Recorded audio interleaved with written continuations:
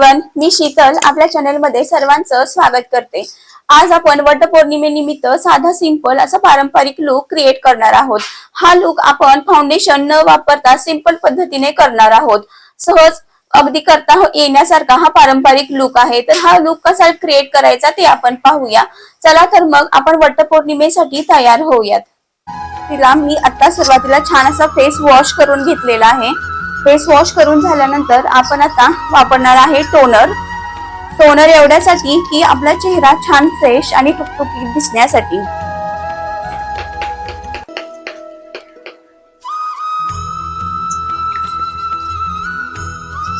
छानपणे असं सुकून द्यायचं आहे।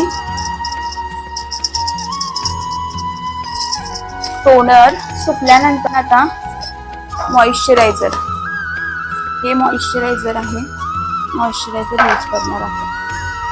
खूप असं छान पद्धतीने चेहऱ्याला मॉइश्चरायझर लावून घ्यायचं आहे। मॉइश्चरायझर आपल्या त्वचेला हायड्रेट ठेवण्याचे काम करते, त्वचा कोरडी पडू देत नाही, त्वचा मुलायम आणि स्मूथ ठेवते, तसेच त्वचेतील ओलावा टिकून ठेवते, मेकअप करण्यासाठी छान आणि एकसारखा लुक दिसण्यास मदत करते आणि त्वचेला ताजेतवाने दिसायला मदत करते। तसेच मेकअप ही अधिक चांगला बसतो। मॉइश्चरायझर लावल्यानंतर थोडा वेळ थांबावे, म्हणजे ते आपल्या स्किन मध्ये मुरते।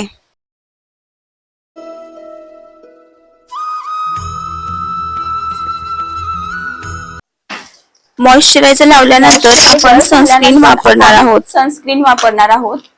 सनस्क्रीन वापरायची आहे थोडीशी, थोड्याशा अमाउंट वरती सनस्क्रीन घ्यायची आहे।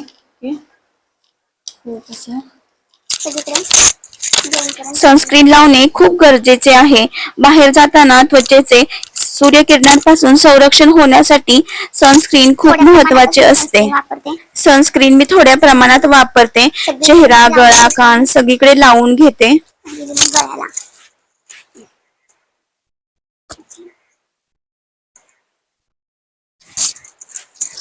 सनस्क्रीन झाल्यानंतर थोडंसं रेस्ट होऊन द्यायचं आहे।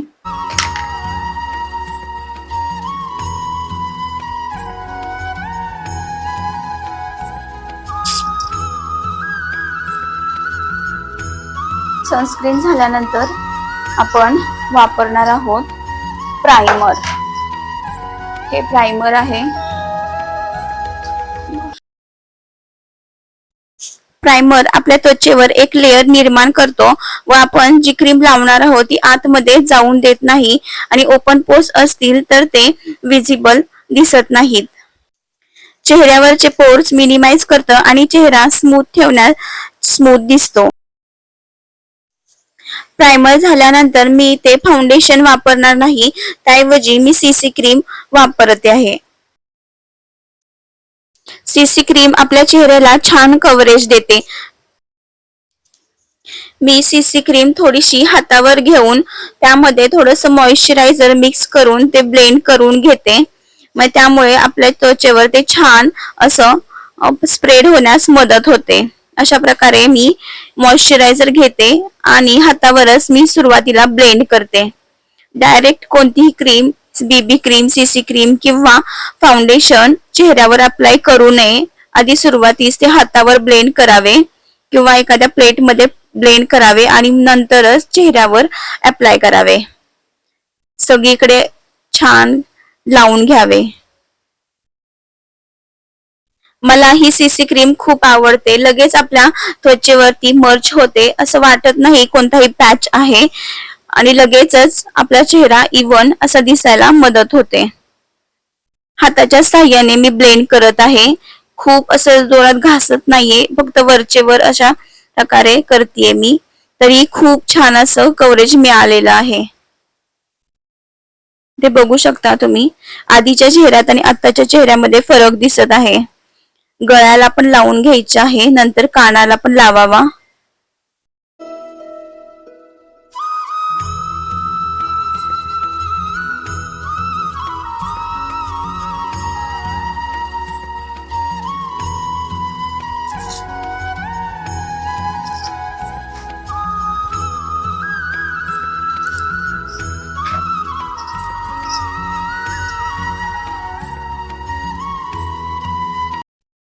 यानंतर मी इथे करेक्टर वापरत आहे.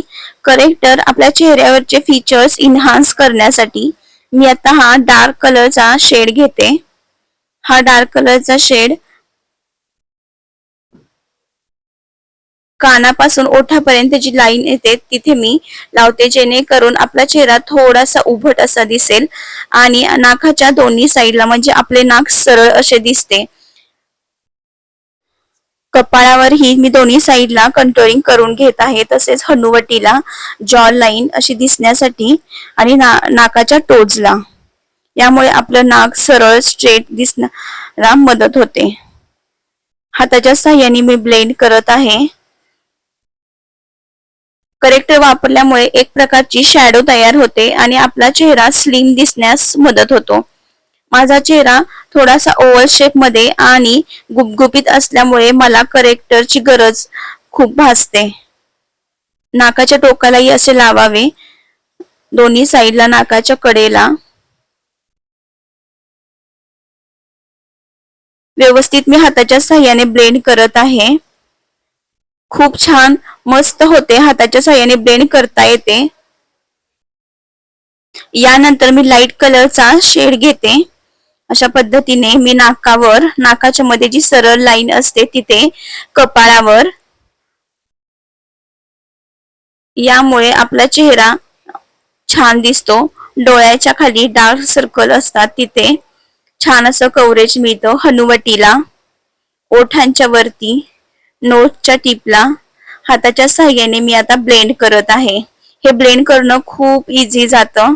अगदी ते मेणासारखं असतं, पटकन त्याचे आपल्या स्किन मध्ये ऑब्झर्व होतं. इथे आपण ब्लेंडरचाही वापर करू शकतो, पण हाताने इझी होतं म्हणून मी हाताचाच यूज करते आणि आपले प्रोडक्ट जास्त वायाही जात नाहीत. ब्लेंड करण्यासाठी फक्त डॅब डॅब पद्धतीनेच ब्लेंड करावे, खूप असं त्वचेला घासू नये, त्यामुळे आपल्या चेहऱ्याला इरिटेट होऊ शकतं किंवा व्यवस्थित ते दिसणार नाही. पण अशाच पद्धतीने फक्त डॅब डॅब मोशन मध्येच आपल्याला ब्लेंड करायचं आहे आणि ते होतं पटकन.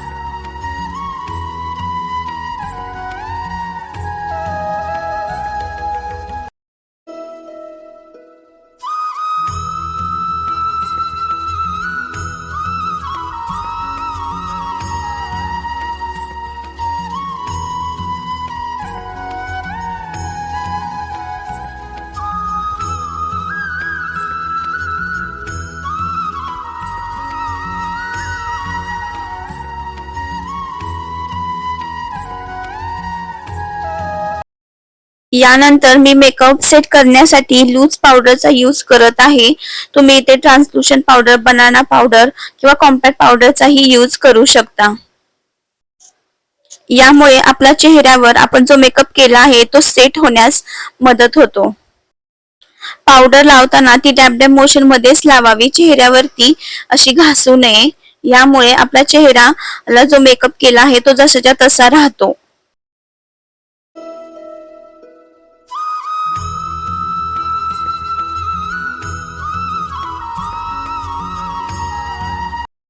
लूज पावडर चेहरा, गळा आणि कान यांनाही लावून घ्यावी.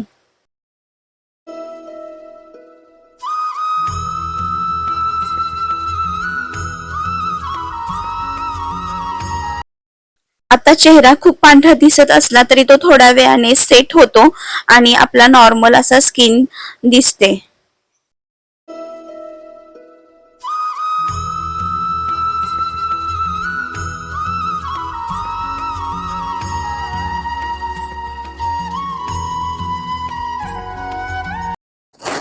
यानंतर मी आय मेकअप करण्यासाठी लिपस्टिकचाच वापर करणार आहे. एक एक डॉट असे लिपस्टिकचे मी पापण्यांवरती दिले. थोडेसे ब्लश म्हणून त्याचा वापर करणार आहे हलकासा ओठांवरती. आणि आता थोडेसे हाताच्या साहाय्याने मी आता ब्लेंड करून घेते. आय शॅडो म्हणून मी लिपस्टिकचाच वापर करत आहे.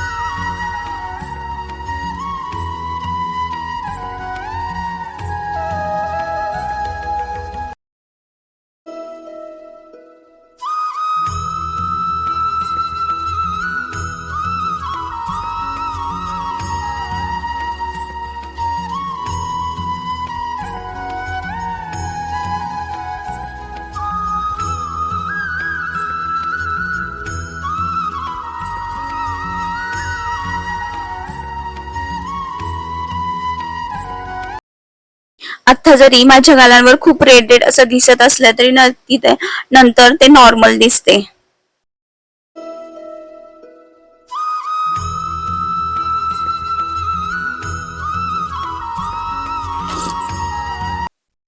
यानंतर मी गोल्डन कलर हा आपल्या पापण्यांवरती लावणार आहे. आपली साडी रेड आणि गोल्डन कलरची असल्यामुळे मी हे कॉम्बिनेशन केले आहे आय मेकअप साठी. अशा पद्धतीने फक्त एवढंसच टिपवरती डोळ्यांच्या टिपवर लावून घेते. खूप छान असे डोळे झाकल्यानंतर दिसतात. सुरुवातीला मी डार्क कलर घेतला आणि त्यानंतर थोडासा गोल्डन कलर. आता मी आयलाइनर लावते. आयलाइनर लावताना आपला हात जास्त हलवू नये, नाहीतर आयलाइनर व्यवस्थित अशी लाईन ओढली जात नाही. प्रॅक्टिसने अशी लाईन छान येते. मला खूप छान पद्धतीने आयलाइनर आणि मस्कारा लावता येतो. सुरुवातीला मला आयलाइनर नीट लावता येत नव्हते, तर मी रोज घरी आयलाइनर लावायचे. यामुळे दररोजच्या वापरामुळे माझा हात चांगला बसला आणि मी एकसारखी अशी लाईन आता काढू शकते. ते बघू शकता तुम्ही, माझा हात अजिबात थरथरत नाही आहे. रोज प्रॅक्टिस केल्याने असे जमते. फक्त आयलाइनरनेच आपला चेहरा बघा किती छान दिसतो ते.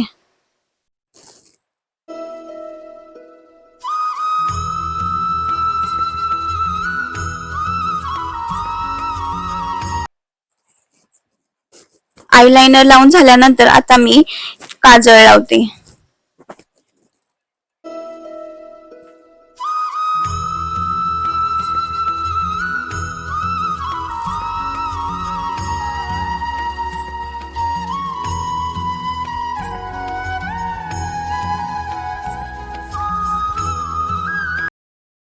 आता आपण मस्कारा लावूया.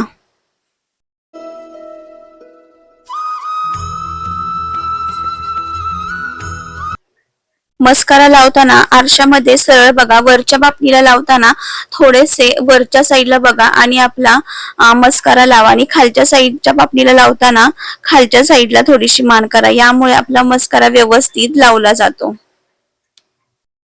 मस्कारा लावताना आपला हात हलकाच ठेवावा.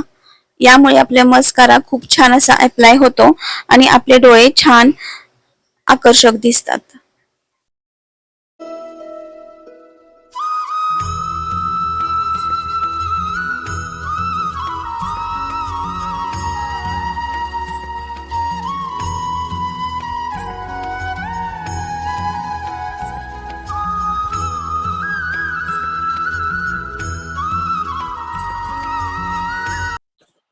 आता आपण आयब्रो पेन्सिलने आयब्रो फिल करून घेऊयात.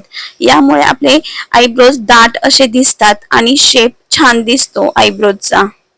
त्यानंतर आयब्रो पेन्सिलच्या मागे जो ब्रश आहे त्यांनी असा एकदा फिरवून घ्यावा, म्हणजे ते एकसारखे असे आयब्रोज असे दिसतात.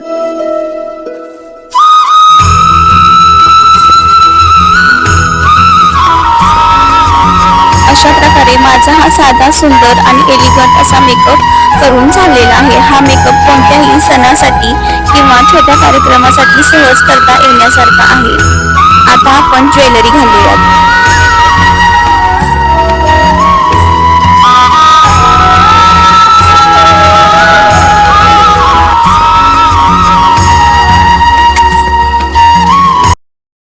कोणत्याही छोट्या मोठ्या कार्यक्रमासाठी जाताना मी अशाच प्रकारे मेकअप करते.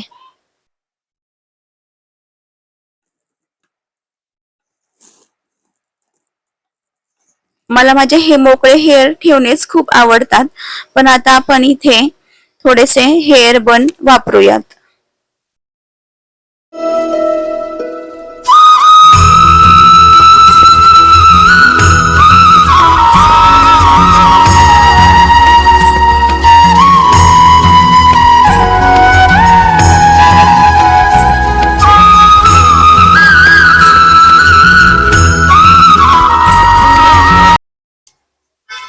आता आपण गजरे माळूयात. यामुळे आपला मेकअप, पारंपरिक मेकअप पूर्ण झालेला आहे.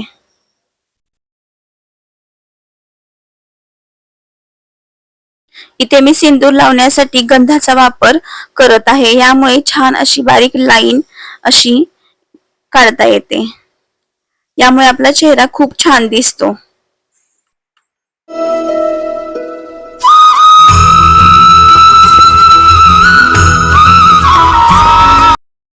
तुम्हाला हा माझा सिंपल असा मेकअप लुक आवडला का? आवडला असेल तर आपल्या चॅनलला लाईक, शेअर आणि सबस्क्राईब करा. धन्यवाद.